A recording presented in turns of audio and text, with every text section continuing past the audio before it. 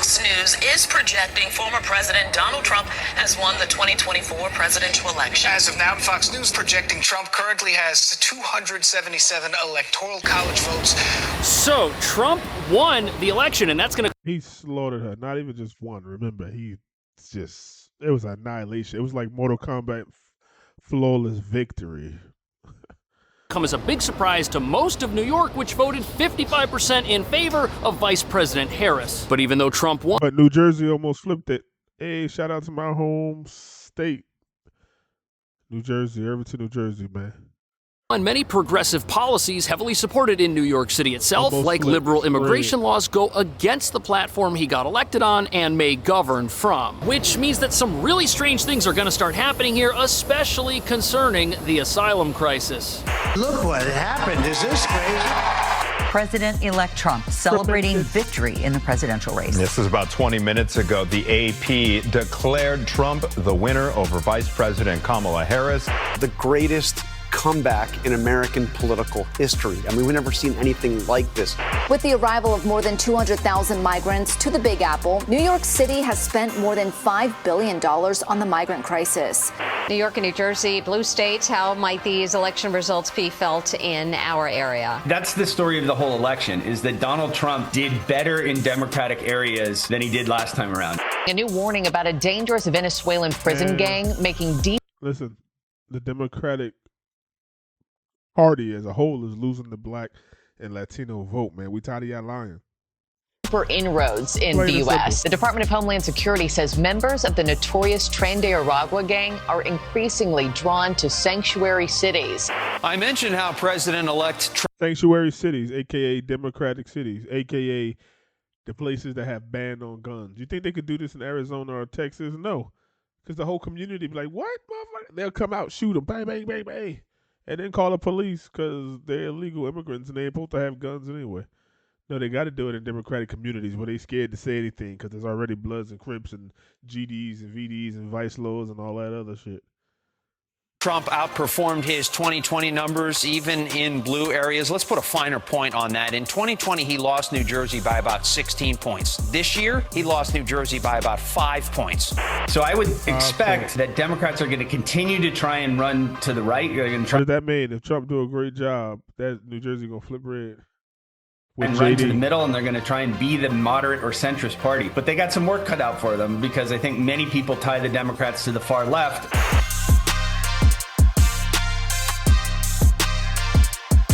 So Donald Trump has defied the odds and become president of this country once again. But what nobody's talking about is that this totally changes New York City's relationship with our federal government, and it's going to have a massive impact on immigration, but not in the way most people think. Because in many ways, New York City is and remains the focal point of the asylum. Yeah, I see Mayor Eric Adams stopped the food voucher, a.k.a. food stamps for the migrants already, and he called Trump and congratulated on him.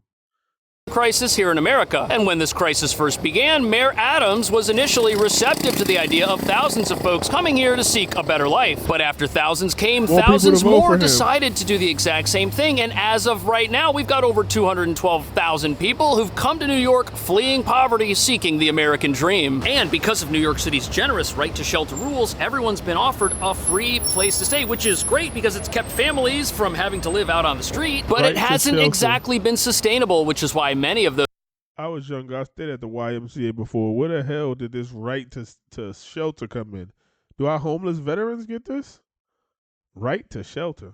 Those same families are now being evicted from New York's shelter system. And since that shelter system isn't helping people get jobs, many of these folks are just as homeless now as they were before they moved in, and they certainly haven't achieved the American dream, which was the whole point of this process. But the real reason a Donald Trump presidential victory represents a huge challenge for New York is because this is still a sanctuary city, and as such, it's going to continue to be a destination not just for people wishing to emigrate to America, but also for people who want to come here because they can hide from federal immigration authorities. And as you're about to see, New York City could soon become one of the last places in America where folks at odds with our nation's laws will be able to stay. And with pockets of gang activity spreading across our country all... I guess it's still one. I'm about to say you always going to have California, but I guess if it's New York and California, it's still one of the last places, right? So he's still correct. Already, not just in New York, but in other places like Colorado and Texas, there exists the possibility that New York City, with its sanctuary doors wide open, will still see continued migration, not from well-meaning individuals, but from those who have a criminal past and the desire for a crime-filled future. Which is bad news, not just for New Yorkers, but also for the 65,000 asylum seekers still living here. I did the other thing.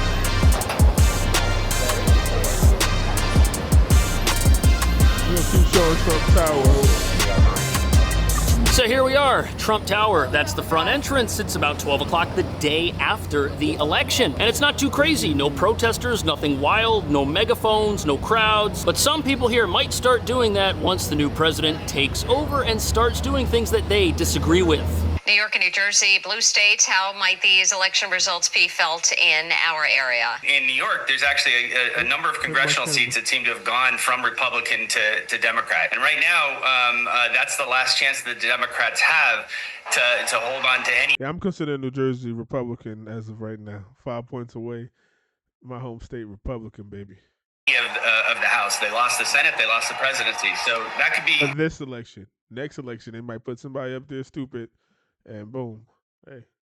A big deal nationally. So, according to the official results, as a state, New York voted 55% in favor of Vice President Harris. New York is not a state that voted for President Trump. For reference, in 2016, Hillary Clinton won New York State with 59% of the vote, and President Biden outperformed Hillary, winning over 60% of the vote in New York. Which means that even though Donald Trump may have won a stunning victory, and even though this may be one of the greatest political comebacks of all time, he didn't win New York at all. He lost. He lost by just about as much. And that's because he came in as, I'm not going to seek a second term.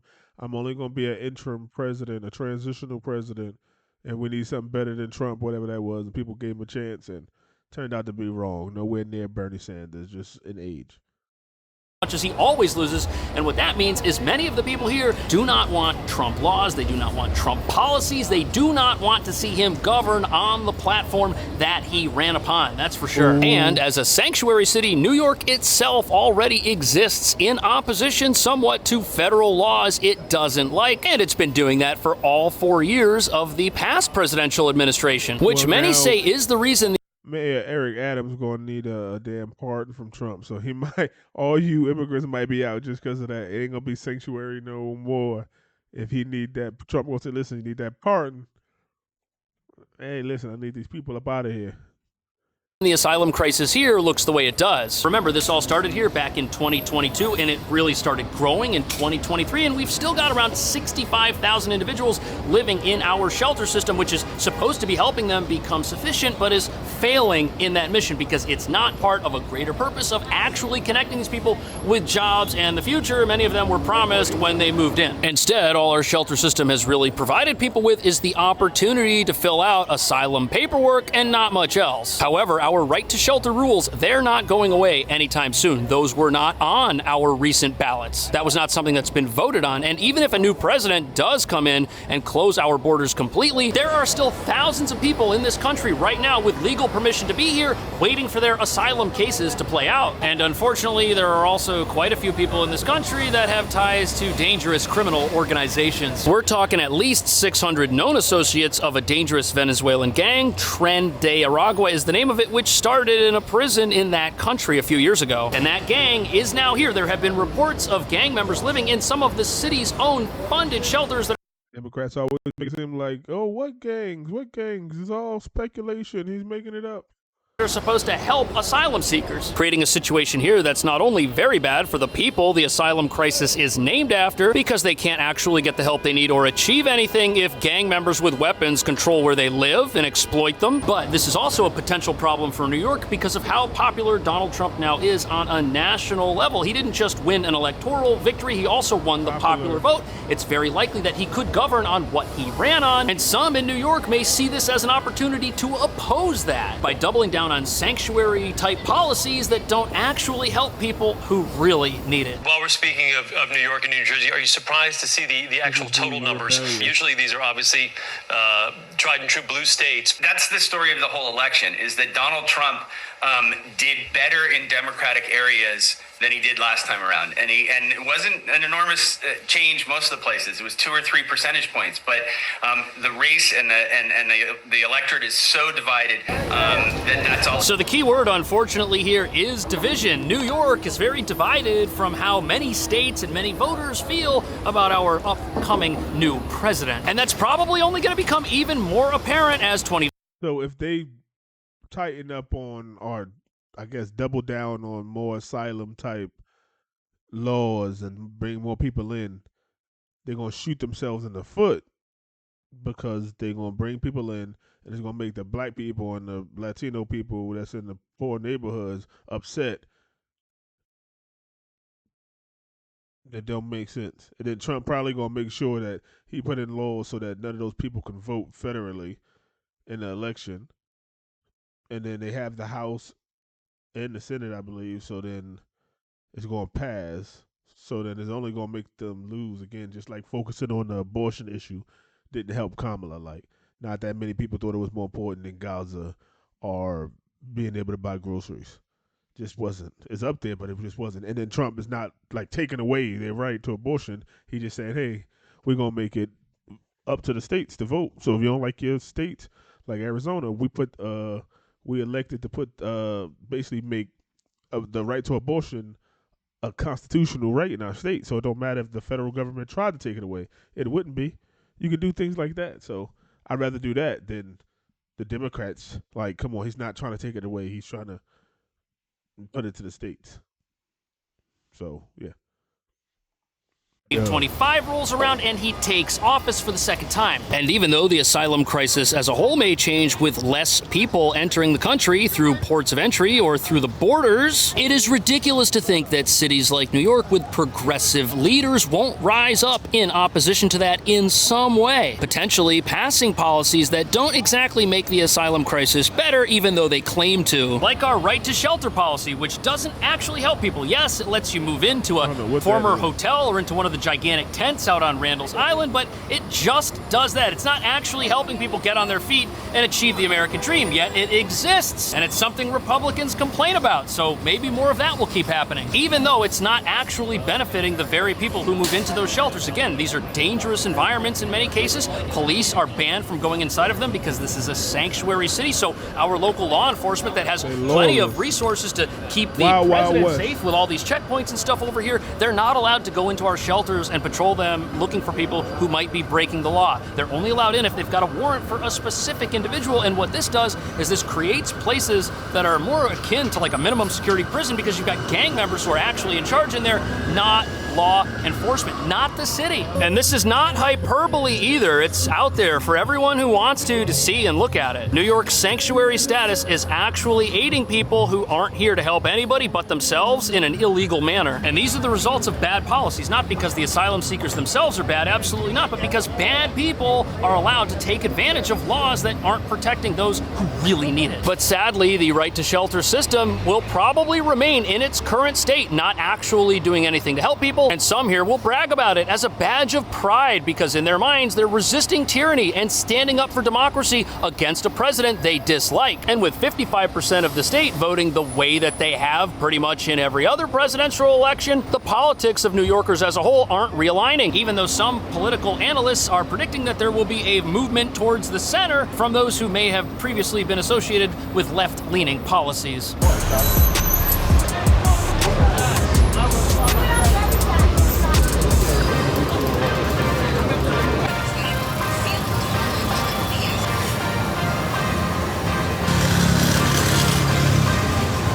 Do you see change coming to how people run elections now going forward, even next November? So, one of the interesting things is that I can use the New Jersey 7th congressional district as an example.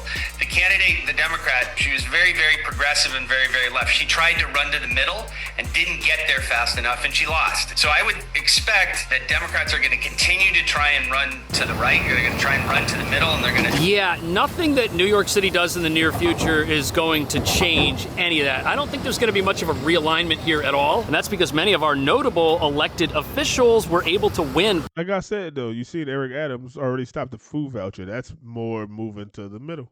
by landslide margins without changing anything. And Alexandria Ocasio-Cortez, she won 70-30, which means she was more popular in her own district than Vice President Harris was on a state level. And she's going to be under a lot of pressure because as Donald Trump starts his second presidential term and starts doing things, there won't be too many progressive voices of opposition if people start moderating like they very well may in other parts of the country. Many of our local progressive leaders will be looked at as the voice of reason, and local progressives probably aren't going to change their positions on anything from immigration to inflation to jobs to taxes. Nope. And as far as local politics here goes, I don't think you're going to have this running to the center, so to speak. It might actually be the opposite. You may have people take more extreme positions than they did in the past because there is so much national progressive pressure, but it can only go to those who still hold views that are in direct opposition to what people in many parts of the country, including swing states, voted against. And there's going to be a lot of people in New York who see their beliefs as a counterbalance to what they think is a problem for America. And there's still a large portion of the traditional media world that is very upset with this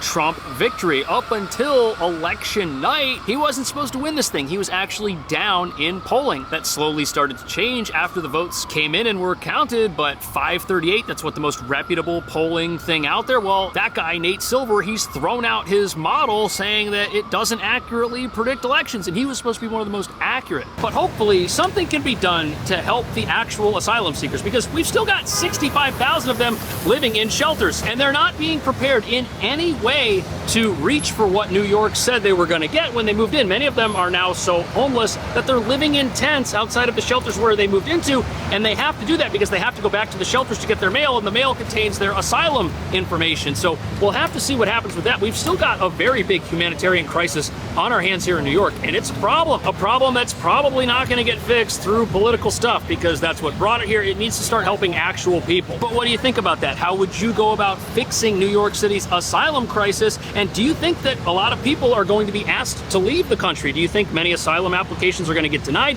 Do you think New York is going to see more migration from folks who may have been told to leave the country and don't want to, and come here specifically because this is a sanctuary city? And how is that going to impact the legitimate goals of real asylum seekers, who are the vast majority of these folks to begin with? Let me know what you think. Thank you so much for watching. So that was an interesting one, cave dwellers. I don't know what y'all think, but I think that the Democrats gonna have to go a little bit to the middle. They seen this. The way Kamala got slaughtered, they seen that, look, we can't keep this up. We can't just keep like this ridiculous narrative. Men are not men, women are not women, and they both could be sports. Like, there has to be a middle ground.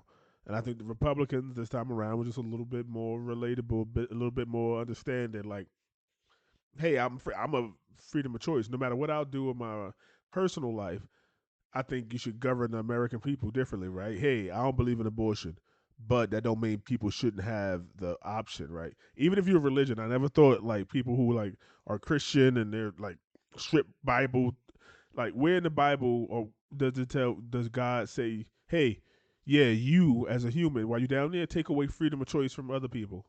Like, he gives us the freedom of choice to see whether we're gonna come to him or to Hasatan, right? To Satan. So why would you take that away from people? Oh, like, this is what we're supposed to do. Like, it's supposed to be, hey, you always vote for freedom of choice. That's what they gave us. That's what separated us from the angels, right? We have the freedom to choose. The angels are built to serve. God is a choice. You're supposed to give people the choice. Hey, we're here for you. Come over here. Get baptized, whatever it is. Accept this into your life. Accept that. It's a choice. You can't force anybody into religion to accept Jesus, to accept God, to accept Allah. You have to give them the option. That's how you know it's real. So as Americans, we're supposed to vote. Hey, yeah, you got the freedom to serve who you want, freedom to choose, and we're not gonna take that away from you. If your God say that you could do this and that, then do it. Hey, you got to answer for that. But we're not supposed to try to vote to take people's rights away, to take their pursuit of happiness away. It's an understanding we have as a society, like, hey, to live here peacefully and to live our life, we all could build our own little island, our own little castle on this great American soil. You're not supposed to try to take that away from people. And the Republicans seem a little bit more willing. Like, hey, you know what? Your state could vote for it. I live in Arizona, and I happen to agree with a lot of the laws Arizona have and a lot of constitutional and God-given rights we all agree on. That's why you move different places. Or I'm lucky to be able to move from different places. Some people are stuck in a place they're like, damn, I don't love it. I hate this city. I'm a Democrat stuck in over here with these Republicans, or I'm a Republican stuck over here with these Democrats. But I don't know. The Democrats got to they got to do a PR move, and not just whoever write their scripts, their political scripts was using Chat GBT, and they didn't prompt it to do it on above a third grade level. I don't know. They got to fix something over there. Let me know what y'all think in the comments.